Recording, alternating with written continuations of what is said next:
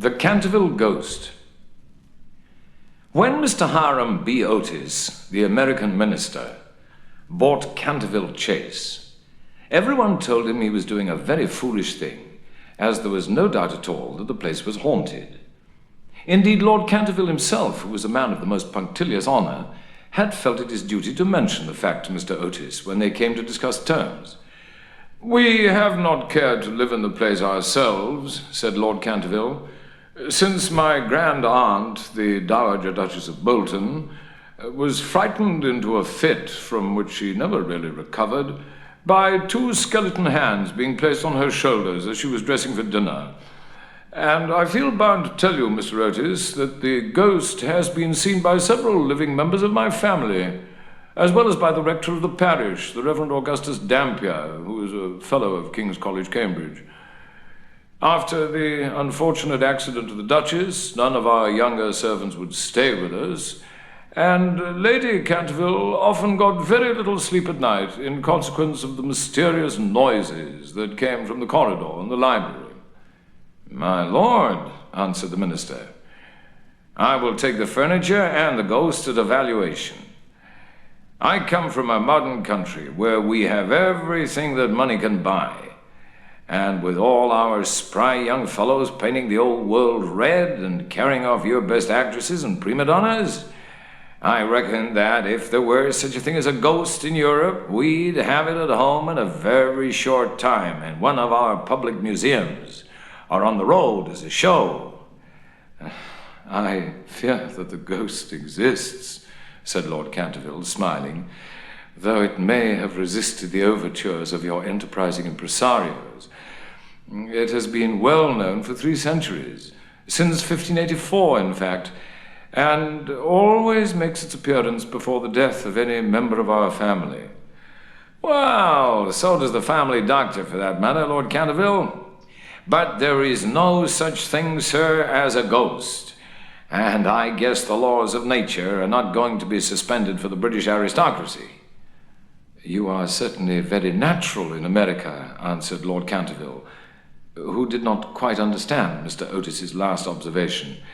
"And if you don't mind a ghost in the house, it's all right. Only, you must remember I warned you." A few weeks after this, the purchase was completed, and at the close of the season, the minister and his family went down to Canterville Chase. Mrs. Otis, who, as Miss Lucretia R. Tappan of West 53rd Street, had been a celebrated New York belle, was now a very handsome middle-aged woman with fine eyes and a superb profile. Many American ladies on leaving their native land adopt an appearance of chronic ill health under the impression that it is a form of European refinement. But Mrs. Otis had never fallen into this error. She had a magnificent constitution and a really wonderful amount of animal spirits. Indeed, in many respects, she was quite English, and was an excellent example of the fact that we have really everything in common with America nowadays, except, of course, language. Her eldest son, christened Washington by his parents in a moment of patriotism, which he never ceased to regret, was a fair-haired, rather good-looking young man, who had qualified himself for American diplomacy by leading the German of the Newport Casino for 3 successive seasons, and even in London was well known as an excellent dancer. Gardenias and the peerage were his only weaknesses. Otherwise, he was extremely sensible. Miss Virginia E. Otis was a little girl of 15, lithe and lovely as a fawn, and with a fine freedom in her large blue eyes. She was a wonderful Amazon, and had once raced old Lord Bilton on her pony twice round the park, winning by a length and a half just in front of the Achilles statue, to the huge delight of the young Duke of Cheshire, who proposed for her on the spot, and was sent back to Eton that very night by his guardians in floods of tears. After Virginia came the twins, who were usually called the Stars and Stripes, as they were always getting swished. They were delightful boys, and with the exception of the worthy minister, the only true Republicans of the family. As Canterville Chase is 7 miles from Ascot, the nearest railway station, Mr. Otis had telegraphed for a wagonette to meet them, and they started on their drive in high spirits. It was a lovely July evening, and the air was delicate with the scent of the pine woods. Now and then they heard a wood pigeon brooding over its own sweet voice, or saw, deep in the rustling fern, the burnished breast of the pheasant. Little squirrels peered at them from the beech trees as they went by, and the rabbits scudded away through the brushwood and over the mossy knolls with their white tails in the air. As they entered the avenue of Canterville Chase, however, the sky became suddenly overcast with clouds. A curious stillness seemed to hold the atmosphere. A great flight of rooks passed silently over their heads, and before they reached the house, some big drops of rain had fallen. Standing on the steps to receive them was an old woman, neatly dressed in black silk with a white cap and apron. This was Mrs. Umney, the housekeeper, whom Mrs. Otis, at Lady Canterville's earnest request, had consented to keep on in her former position. She made them each a low curtsy as they alighted, and said in a quaint old-fashioned manner, "I bid you welcome to Canterville Chase."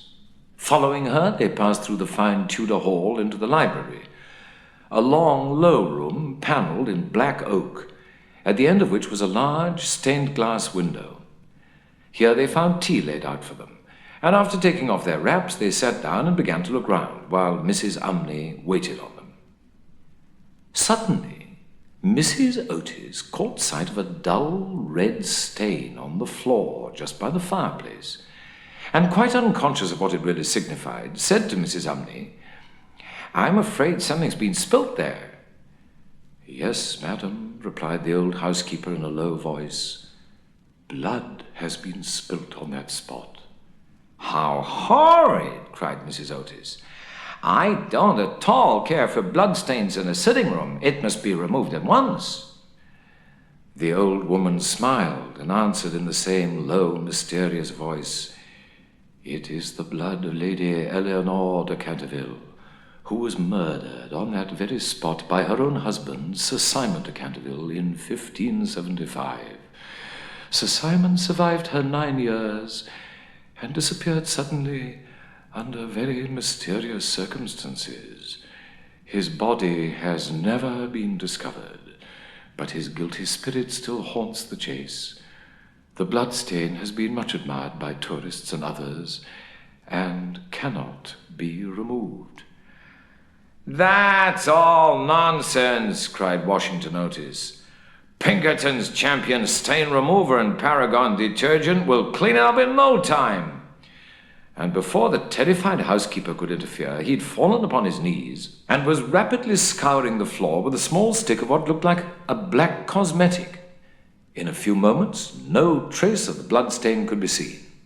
"I knew Pinkerton would do it!" he exclaimed triumphantly as he looked round at his admiring family. But no sooner had he said these words than a terrible flash of lightning lit up the sombre room. A fearful peal of thunder made them all start to their feet, and Mrs. Umney fainted. "What a monstrous climate," said the American minister calmly as he lit a long cheroot. "I guess the old country's so overpopulated that they haven't enough decent weather for everybody. I have always been of opinion that emigration is the only thing for England."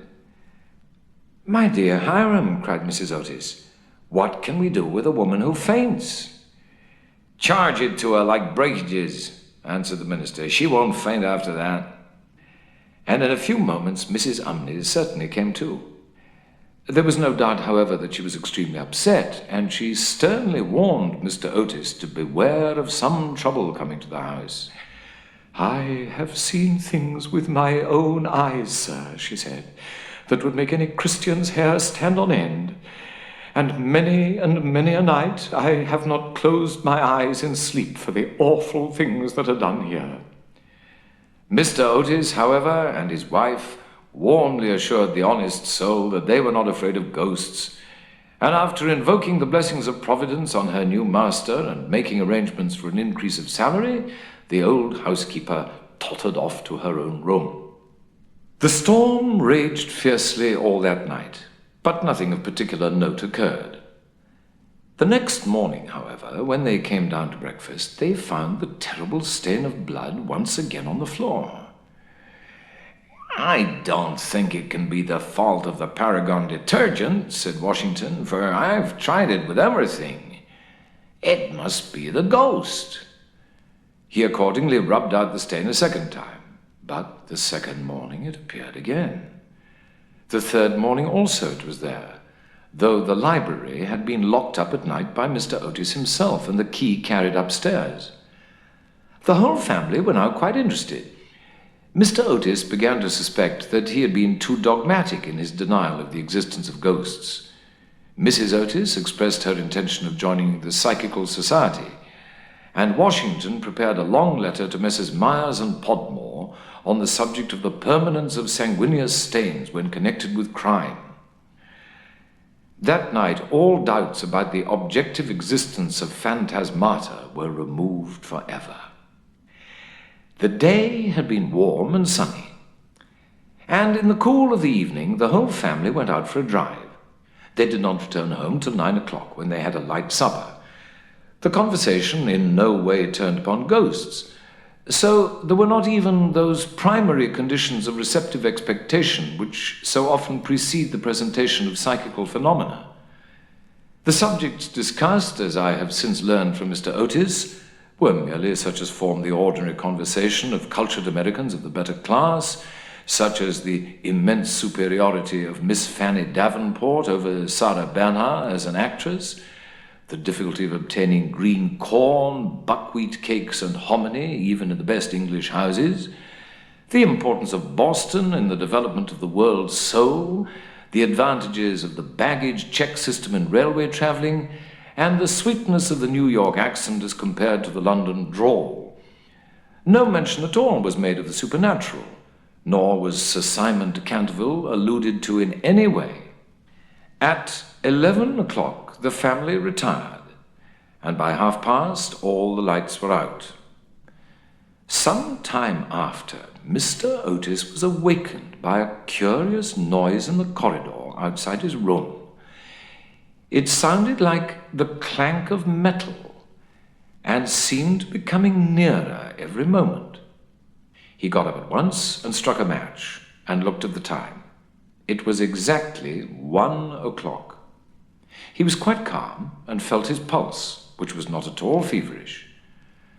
The strange noise still continued, and with it he heard distinctly the sound of footsteps.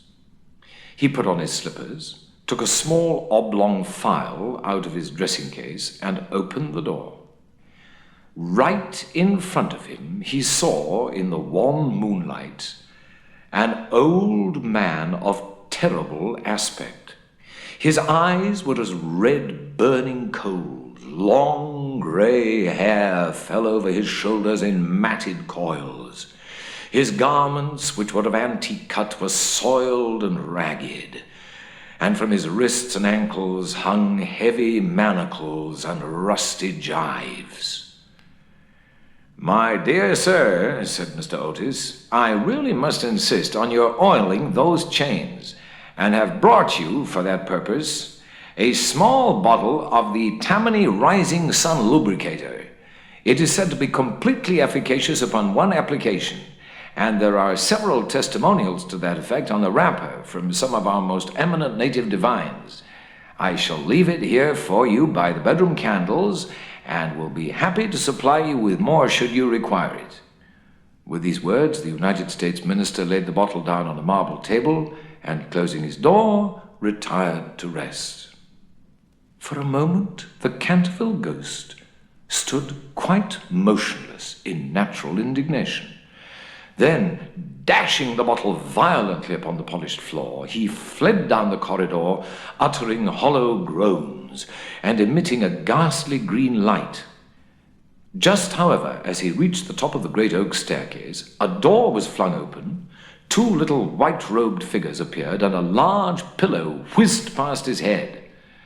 There was evidently no time to be lost, so hastily adopting the fourth dimension of space as a means of escape, he vanished through the wainscoting, and the house became quite quiet. On reaching a small secret chamber in the left wing, he leaned up against a moonbeam to recover his breath and began to try and realize his position. Never, in a brilliant and uninterrupted career of 300 years, had he been so grossly insulted. He thought of the Dowager Duchess, whom he had frightened into a fit as she stood before the glass in her lace and diamonds, of the 4 housemaids who had gone off into hysterics when he merely grinned at them through the curtains of one of the spare bedrooms, of the rector of the parish, whose candle he had blown out as he was coming late one night from the library, and who had been under the care of Sir William Gull ever since, a perfect martyr to nervous disorders, and of old Madame de Tremouillac, who, having wakened up one morning early and seen a skeleton seated in an armchair by the fire reading her diary, had been confined to her bed for 6 weeks with an attack of brain fever, and, on her recovery, had become reconciled to the church and broken off her connection with that notorious skeptic, Monsieur de Voltaire. He remembered the terrible night when the wicked Lord Canterville was found choking in his dressing-room, with the knave of diamonds halfway down his throat, and confessed, just before he died, that he had cheated Charles James Fox out of £50,000 at Crockford's by means of that very card, and swore that the ghost had made him swallow it.